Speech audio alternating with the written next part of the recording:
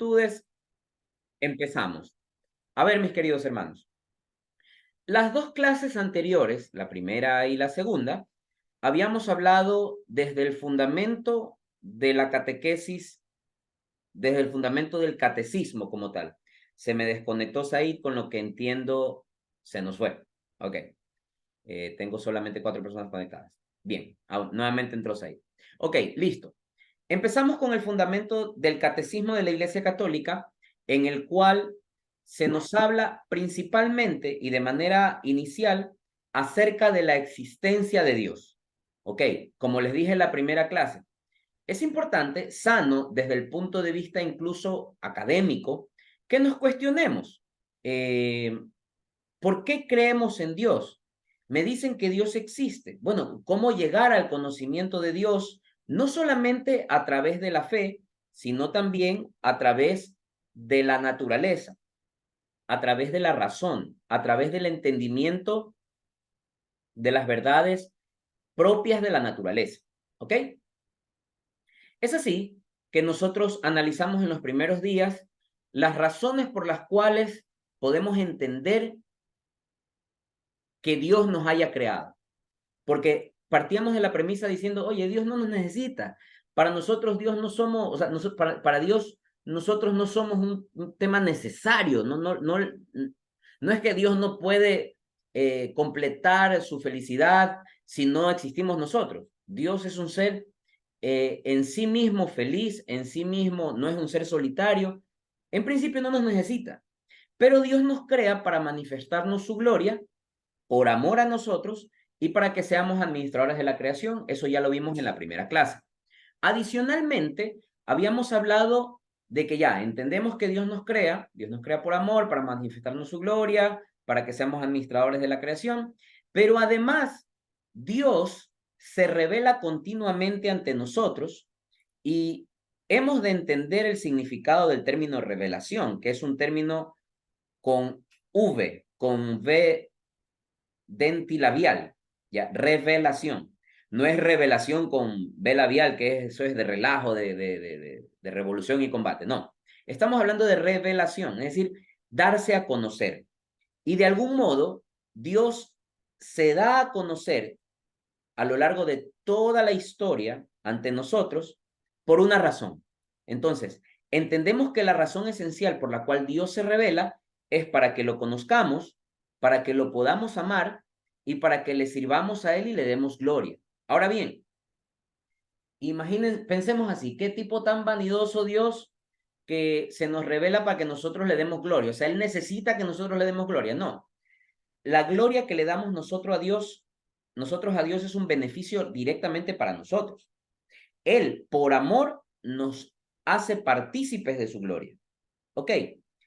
Entonces, ¿qué vamos a entender respecto de esta revelación o qué vamos a introducirnos el día de hoy? Ya más o menos hemos hablado un poco acerca del sentido de esta revelación y del sentido que le da nuestra vida a la revelación de Dios. Habíamos dicho también que deberíamos plantearnos 3 preguntas básicas respecto de nosotros. ¿Quién soy? ¿De dónde vengo y a dónde voy? ¿Quién soy? ¿Cómo es que yo he sido creado? ¿Para qué he sido creado? ¿De quién vengo? ¿Soy obra de quién? ¿Soy creación de quién? ¿Y a dónde voy? ¿Cuál es mi destino? ¿Hacia dónde debo ir? Entonces, porque Dios nos ha creado, si bien es cierto, con el libre albedrío, de modo tal que nosotros podemos tomar la decisión de aceptar a Dios o rechazarlo, nosotros podemos hacer eso porque hemos sido creados libres. El verdadero amor es aquel amor que se construye sobre la base de la libertad. Es decir, que Dios nos podría haber creado a nosotros como esclavos. Sí, lo podría haber hecho. Dios es todopoderoso. Dios tiene todo el poder y si él hubiera dado la gana de hacerlo así, lo podía hacer. Pero no lo hizo porque nos ama, nos ha creado libres. Es decir, para que si nosotros lo buscamos y lo amemos, lo hagamos por nuestra propia iniciativa y nuestra propia voluntad. Entonces, si ya entendemos que nosotros hemos sido creados por Dios y que Dios al crearnos ha inscrito en nuestro corazón el deseo de buscarle, nosotros somos seres por naturaleza religiosos. La palabra religión significa religare, volver a unir el hombre con Dios. religare, volver a ligar, volver a unir. Con lo cual somos seres por esencia religiosos. Siempre estamos en la constante búsqueda de la trascendencia y siempre estamos en constante búsqueda de ese ser superior al que llamamos Dios. Ok, ahora hablemos sobre la revelación, que no es otra cosa que Dios que se da a conocer a nosotros a lo largo de toda la historia de la salvación. Primero, ya sabemos lo que significa la revelación y que la revelación es un tema de darse a conocer de manera progresiva en el tiempo. Bien, entonces, ¿qué más debemos entender respecto de la revelación? Primero, que el carácter de la revelación es un carácter progresivo. ¿Qué significa esto? Dímelo en español.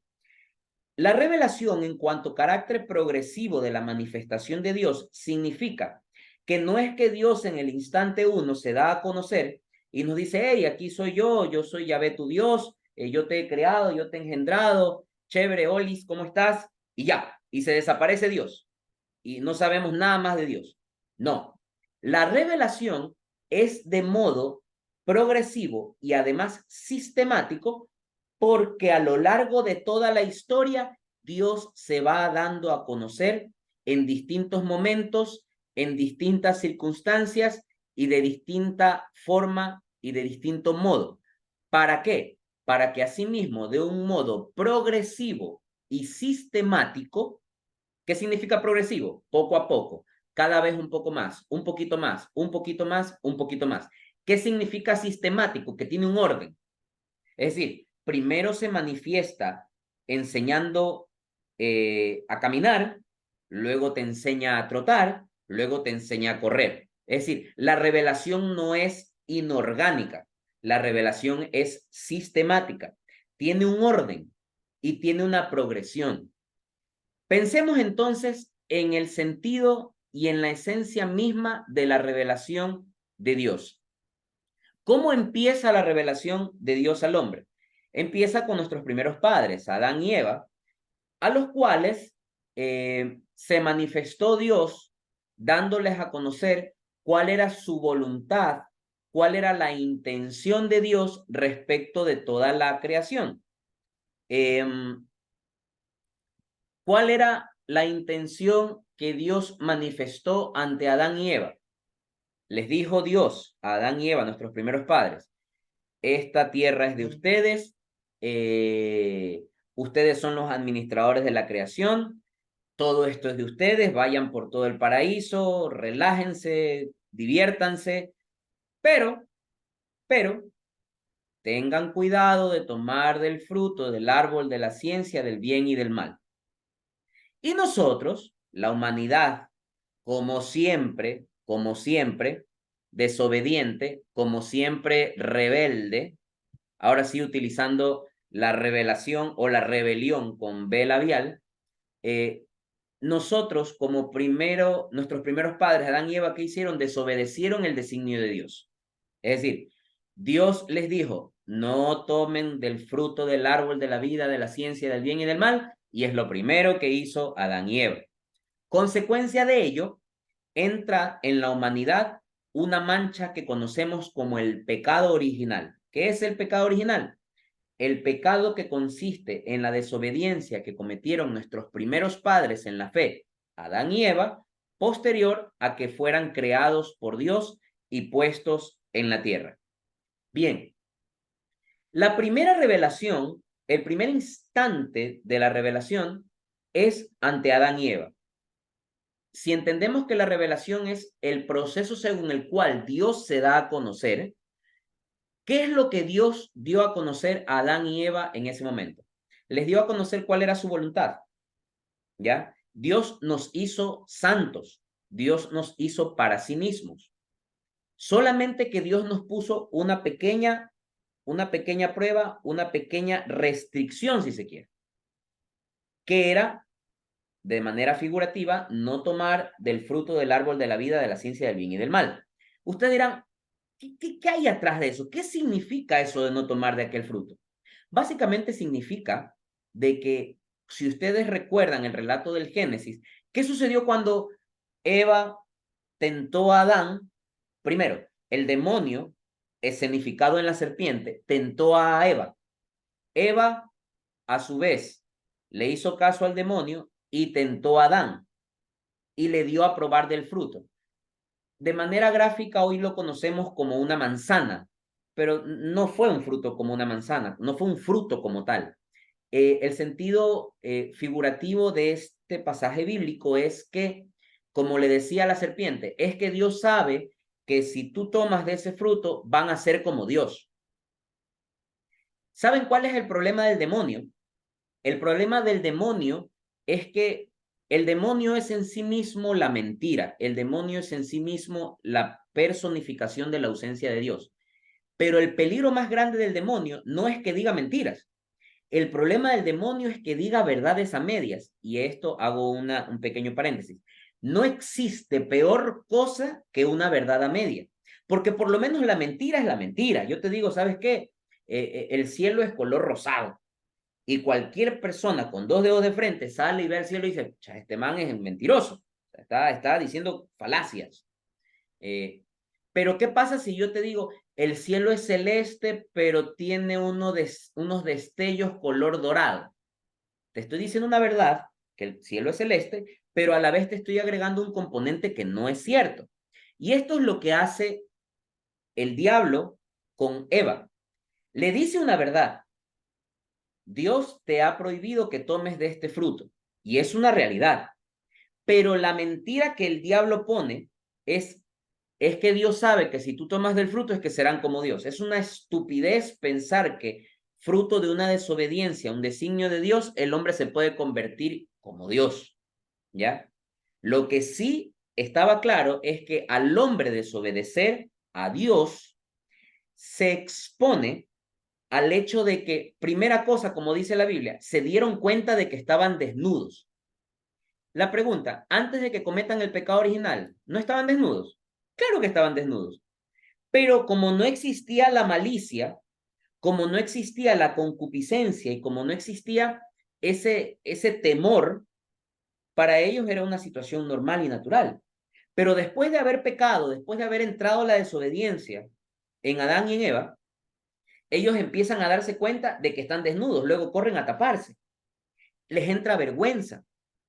Entonces, sentimientos que nunca iban a existir o que no existían al menos de manera natural en Adán y Eva, ¿ya? Entonces, como producto de esta desobediencia, Adán y Eva se dan cuenta que están desnudos. Primer signo del pecado original en el hombre. Entonces, fíjense cómo el demonio da una verdad a media y hace que que Eva caiga y Eva a su vez hace caer a Adán. La revelación de Dios en ese momento fue, esto es de ustedes, mi voluntad para ustedes es que sean santos, poblen la tierra, esto es de ustedes, sométanla. Pero esta revelación, digamos que no tuvo los frutos que Dios esperaba. ¿Por qué? ¿Quién falló aquí? Falló el hombre, en este caso Adán y Eva. Entonces aquí aparece un segundo concepto que voy a definirles en este momento.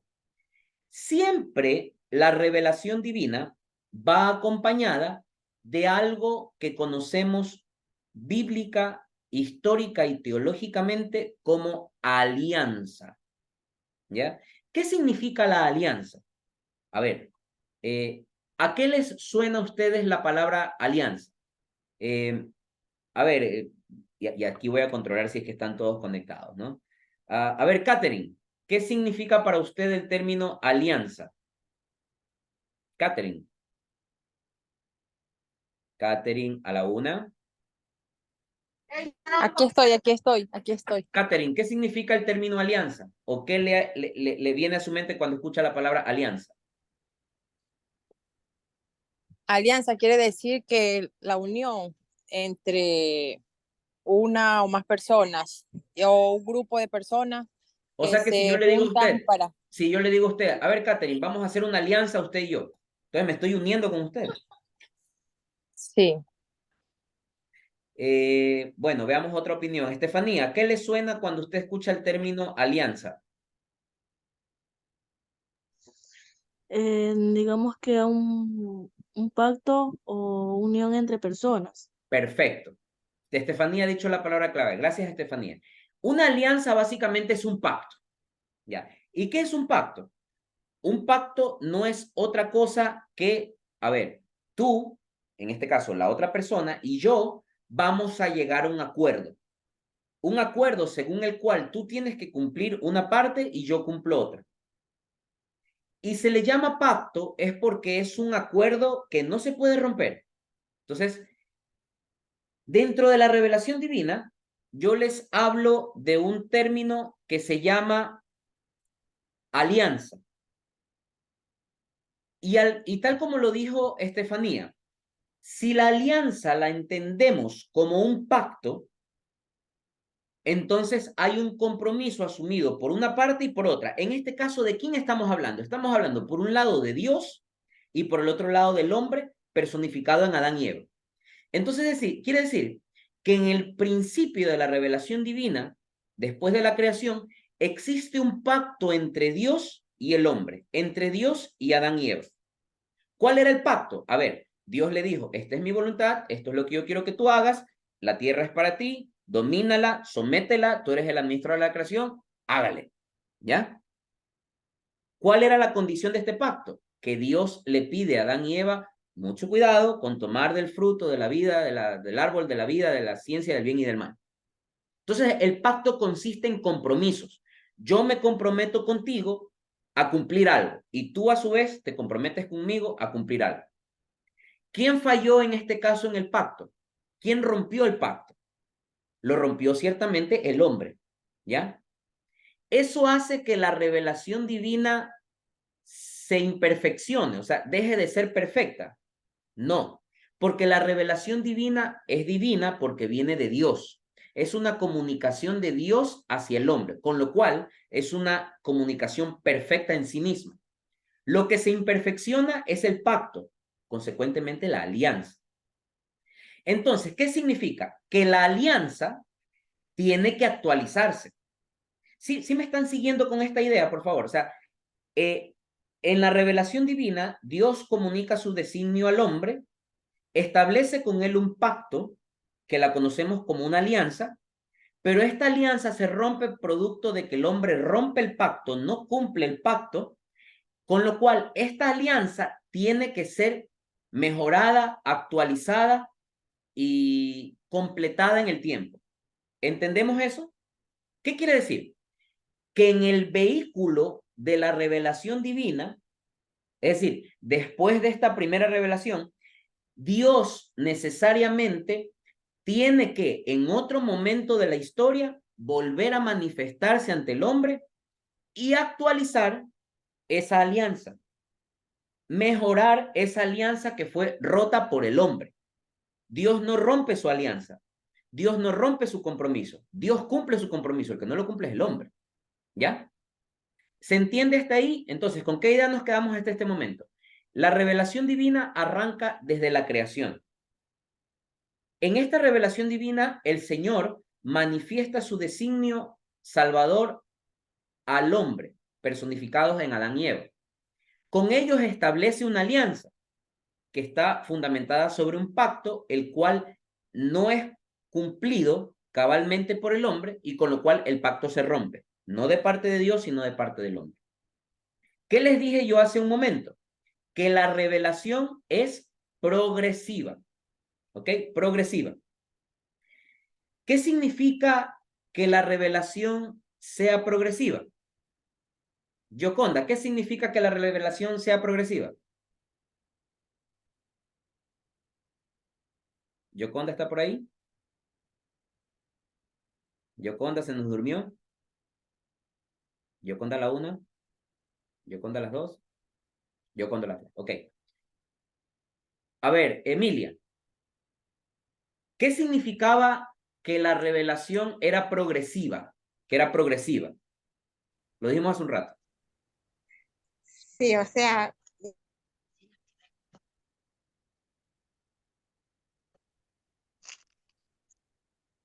Se nos desconectó. ¿Qué pasó? Ah, no, está por acá. Hola, Emilia. Emilia. Creo que la cogimos así desprevenida, por eso se le fue la conexión. Está bien, Emilia, no importa. Ya luego la molesto. A ver, habíamos dicho que la revelación es progresiva porque va de manera sistemática en el tiempo, manifestándose y haciéndose cada vez más perfecta y más plena.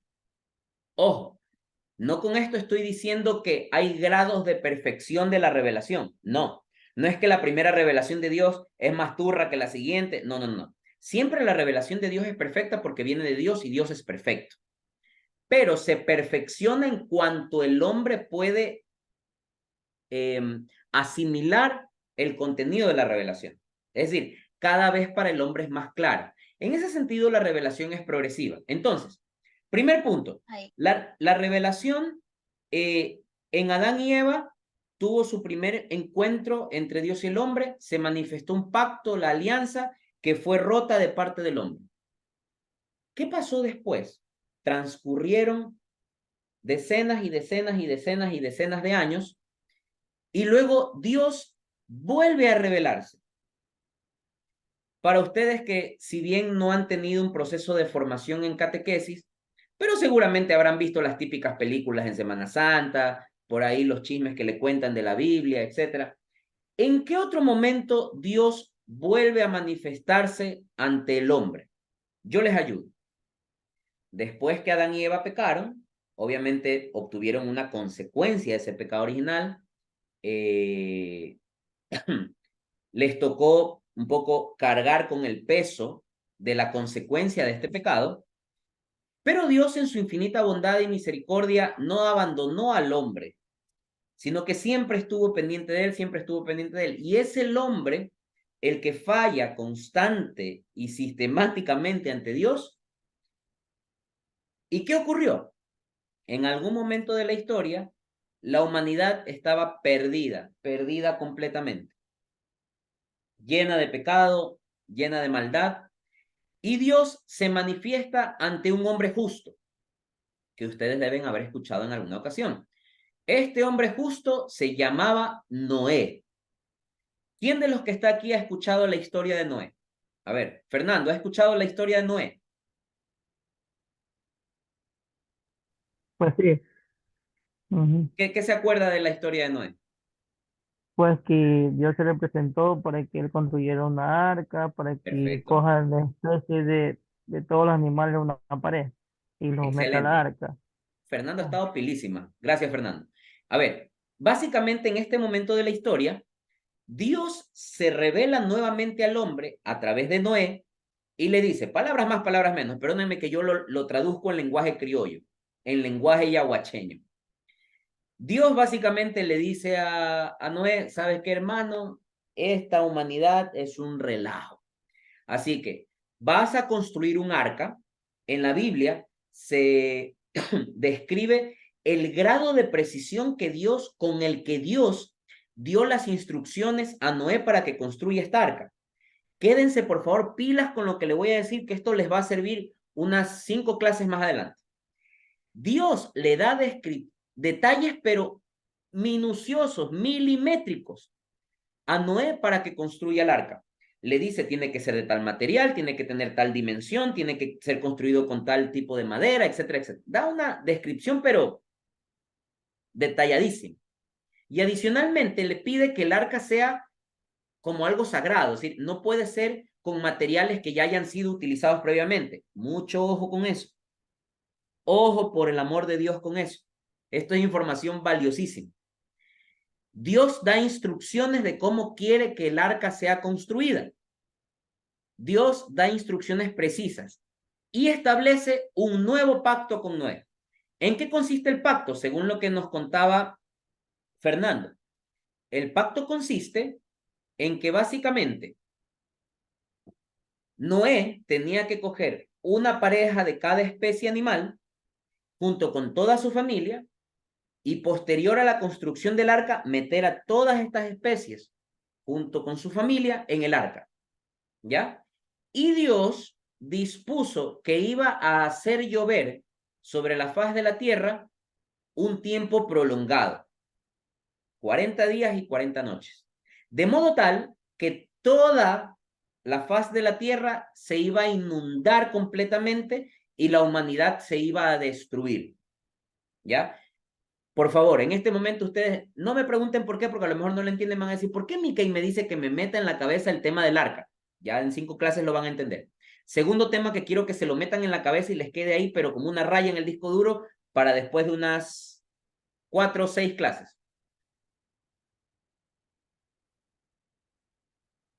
Dios manda a llover sobre la faz de la tierra y a través de esta agua que inunda la faz de la tierra, Dios purifica a la tierra del pecado mediante el agua. ¿Sí? Limpia la faz de la tierra del pecado con el agua. Y en consecuencia, toda la humanidad se destruye. ¿Cuál era el pacto de Dios con Noé? Primero, Dios le dice a Noé, por favor construye un arca con estas características, con este material, con estas dimensiones, de esta forma y de este modo. Necesito que además hagas esto, cumplas con estas instrucciones, cojas 2 especies animales, macho y hembra de estas especies, junto con tu familia y las trepes al arca. Y 3, la más importante es que Dios jura a Noé que nunca más volverá a destruir a la humanidad. Fíjense, esta es la parte más maravillosa, porque hoy, cientos de miles de años después, les pregunto a ustedes, ¿Dios ha sido fiel a su promesa? ¿Dios ha cumplido su alianza? Y claro, estamos en el año 2023 y seguimos aquí vivos, no nos han destruido. La tierra no se ha destruido. Alguien me dirá, sí, pero ha habido terremotos, ha habido huracanes, sí, pero la humanidad no ha sido destruida. ¿Ya? No ha sido destruida la humanidad. Con lo cual, Dios es fiel a sus promesas. Y esta alianza se perfeccionó a nuestro entendimiento respecto de la alianza primera con Adán y Eva. Claro, porque en esta sí, el hombre sí cumplió su parte. Noé cumplió. Dios volvió a cumplir su alianza. ¿Ok? Entonces, ¿cuál es el mensaje que quiero que vayan metiéndose en la cabecita? La revelación divina es progresiva. ¿Ok? La revelación divina es progresiva. La revelación divina es sistemática. La revelación divina siempre termina en el establecimiento de una alianza. Y la alianza no es otra cosa que un pacto, que es un acuerdo, un compromiso entre dos partes. Una es Dios y otra el hombre. Se van a dar cuenta en lo posterior por qué a partir de hoy les voy a dar y dar y dar con el tema de la alianza, porque la alianza va a llegar a un momento culmen en que se perfecciona de tal modo en el marco de la revelación divina que también llega a un punto convergente, es decir, llega a un punto final en el que Dios hace su revelación definitiva. Ya se imaginarán ustedes a qué me estoy refiriendo. Dios hace su revelación definitiva en la persona de Jesucristo, su Hijo, quien viene al mundo a salvarnos. Pero todavía no llegamos a eso. Les voy a dar y a dar y a dar con el tema de la alianza, porque el tema de la alianza, que nosotros entendamos la alianza de Dios con el hombre, nos va a abrir el entendimiento para muchas cosas. Vamos a poder entender la Eucaristía, vamos a poder entender los sacramentos, vamos a poder entender la salvación, vamos a poder entender muchas cosas si entendemos el concepto central de la alianza de Dios con el pueblo. Hasta esta parte, por favor, ¿alguna pregunta? ¿Alguna duda? ¿Alguna inquietud? ¿Algo que no les quedó claro? Por ahí vi que Emilia se me desconectó. Todavía la veo a Estefanía, todavía la veo a Yoconda, aunque hace un rato le pregunté a Yoconda, Yoconda, ¿ya está ahí? Yoconda, vamos a pedirle que active el audio. Parece ser que Yoconda no está. Emilia escribió en el grupo que se le acabaron los datos, por eso no puede conectarse. Yoconda se le acabaron los grupos. Chuta. Se le No, acabaron a Emilia, Emilia. a Emilia. Ah, ok. Ok. Bueno, algo vamos a tener que hacer con este tema. Vamos a tener que hacer unas tarjetitas Sí de... estoy aquí, sí estoy aquí. Yoconda, ¿cómo estás? Un rato era que le hacía preguntas y no me paraba bola. Sí, lo que pasa es que yo no sé manejar mucho bien este teléfono, o sea, recién me estoy sofisticando. Perfecto, Discúlpeme. listo. No se preocupe. Ok, avanzamos entonces a la última parte de la catequesis del día de hoy. Entonces, si ordenamos cronológicamente la revelación sistemática, la revelación divina de Dios al hombre, pudiéramos decir que todo empieza con Adán y Eva, ¿ya? Y hay un segundo momento que nuestro amigo Fernando nos ayudó a clarificar con la historia de Noé, en el cual en un segundo momento Dios se revela ante Noé, establece un pacto con él y ambos cumplen su parte de la alianza. ¿Muere ahí la revelación divina? No. Luego hay un siguiente momento, una nueva etapa, por decirlo de alguna manera, de la revelación. ¿Quién ha escuchado la historia de Abraham? A ver, Said, tú por si acaso has escuchado la historia de Abraham, ¿de qué se trata? ¿Cómo es el cuento? ¿Cómo es la historia? ¿Has escuchado o no has No, escuchado? No has no, de escuchado. él no. Escuché la de Perfecto. Noé, sí, pero la de Abraham no. Ya, perfecto. ¿Quién de los que está conectado ha escuchado la historia de Abraham? A ver, alguien por ahí, nadie la ha escuchado. Bueno, había un hombre justo llamado Abraham, ¿ya? Que posteriormente Dios le cambia el nombre por Abraham, ¿ya? Ustedes dirán, pero no es lo mismo. No, no es lo mismo, ¿ya? Otra cosa que tienen que empezar a notar ahora, siempre que en las Sagradas Escrituras Dios le cambia el nombre a alguien, es porque le está dando un sentido de misión a esa persona dentro del marco de la revelación divina. Repito, repito porque esto es de vital y de capital importancia.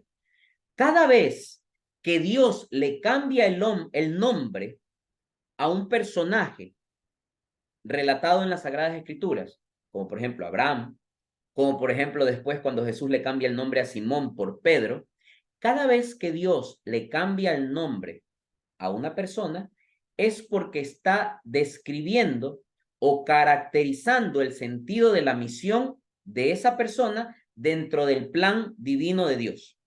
Mucho ojo porque eso es importantísimo. Eso es importantísimo. Porque cuando más adelante hablemos de el carácter apostólico de la Iglesia de Cristo, de la Iglesia Católica, necesariamente vamos a hablar de la manifestación de algunos hermanos protestantes que niegan el primado de Pedro y con él la sucesión apostólica, dicho en castellano, niegan la autoridad del Papa. Y negar la autoridad del Papa es negar el primado de Pedro. Y negar el primado de Pedro es negar que Cristo le otorgó una misión especial a Pedro. Y negar que Cristo le otorgó una misión especial a Pedro es negar el carácter de la revelación que trae Dios en las Sagradas Escrituras cada vez que le cambia el nombre a una persona para poder ejemplificar o establecer una caracterización de su misión. Esto es importantísimo, porque claro, nuestros hermanos protestantes admiten el pasaje en el cual Dios le cambia el nombre a Abraham por Abraham, para así dar a conocer que Abraham significaba padre de muchedumbres, pero luego se confunden un poquito cuando le dice, por eso yo te digo que tú eres Pedro y sobre esta piedra edificaré mi iglesia, cuando Jesús se lo dice a Pedro. Acotación circunstancial cerrada. Continuamos. Entonces, Abraham era un hombre justo, el cual es puesto a prueba, pero una prueba de verdad fuerte. Abraham era un hombre anciano y a su vez con su esposa, que también era anciana, de 90 años, 90 y pico de años, que obviamente ya no podía quedar embarazada.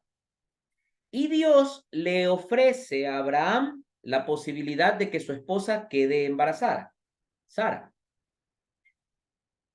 Y Abraham se sorprende, oye, ¿cómo puede ser esto si mi esposa ya está viejita? Sin embargo, Dios cumple su promesa y Abraham tiene un hijo que se llama Isaac, ¿Qué pasa con este chico llamado Isaac? Resulta que Dios lo pone a prueba y le pone una prueba que muchos de ustedes que son padres o que tienen padres, a lo mejor se les despeluca el cuerpo porque es una cosa terrible. Dios le pide a Abraham que entregue a su hijo Isaac y que lo ofrezca en sacrificio a él. ¿Qué significaba en el Antiguo Testamento, en la Antigua Alianza, ofrecer en sacrificio? Matar, cortarle la cabeza y la sangre, ofrecerla en sacrificio agradable a Dios. Imagínense ustedes, Dios le pide a Abraham, mata a tu hijo y ofrécemelo en sacrificio. ¿Cuál sería la respuesta nuestra si pasara eso ahora? Estás loco, mi hijo, ¿cómo te...? ¿Cuál fue la respuesta de Abraham? Listo, Señor, como tú digas. Y es así que Abraham emprende un camino con su hijo pequeño Isaac hacia el alto del monte para llegar al lugar sagrado y ofrecer la sangre de su hijo en sacrificio agradable a Dios. Viendo Dios que Abraham, mejorando y cambiando totalmente el concepto de Adán y Eva, que desobedecieron a Dios, Abraham por su parte obedece cabalmente y a rajatabla a Dios. Y es así que ofrece a su hijo en sacrificio. En recompensa, ¿qué hace Dios? Justo en el momento en que Abraham estaba a punto de sacrificar a su hijo Isaac, se presenta el ángel del Señor y le dice, hey, detente, Abraham. Dios ha visto que eres un hombre justo, así que no es necesario que sacrifiques a tu hijo. Obviamente no estoy diciendo las palabras textuales que están en la Biblia, lo estoy contando a modo de un relato. Y el ángel detiene a Abraham e impide que él sacrifique a su hijo. Y más bien le pide que busque por ahí un cabrito y lo ofrezca en sacrificio para Dios. ¿Ya? Dios en su infinita bondad y misericordia hace que Abraham no sacrifique a su hijo y le permite que cambie el cordero para el sacrificio. Ya no es el hijo, sino un pequeño corderito. Y Dios, a su vez, en esta alianza que hace con Abraham, le ofrece ser el padre de muchedumbres. Eso significa el nombre Abraham. Por eso es que muchas veces dentro de nuestra fe católica le conocemos el padre Abraham. ¿Ya? Entonces, la alianza de Dios con el hombre en la persona de Abraham se sella nuevamente al convertirlo a él en padre de toda una muchedumbre. Es así que Abraham se convierte en uno de los padres de la fe del pueblo israelí, del pueblo elegido por Dios. ¿Ya? Y nuevamente, en esta revelación que tiene Dios con el hombre, hay una nueva alianza que no es más perfecta que la anterior, porque siendo de Dios es siempre perfecta, pero es una alianza que se va actualizando y que se va mejorando y que va cada vez perfeccionando el grado de entendimiento de nosotros respecto de la alianza. Es decir, ya tenemos aquí 3 manifestaciones de la revelación divina de Dios y 3 expresiones de la alianza de Dios con su pueblo. Primera, Adán y Eva. Segunda, Noé. Y tercera, Abraham. Nos faltan 3 más. Esas las vamos a ver el día de mañana. Hablaremos sobre las instancias de la revelación divina en la cual aparecen otros personajes. Nos falta hablar de Moisés, nos falta hablar de Juan el Bautista y nos falta hablar de Jesucristo. Por ahora, por la noche de hoy, vamos a quedar en la cronología de la revelación divina, vamos a quedarnos hasta Abraham. Por favor, ¿hay alguna duda, alguna inquietud, alguna sugerencia, pedido, llanto, desesperación? ¿No? Bueno, si es así, por favor todavía no se me desconecten. Voy a terminar la grabación. Con esto quedaríamos listos para la próxima clase, pero no se me desconecten porque voy a revisar un tema de asistencia.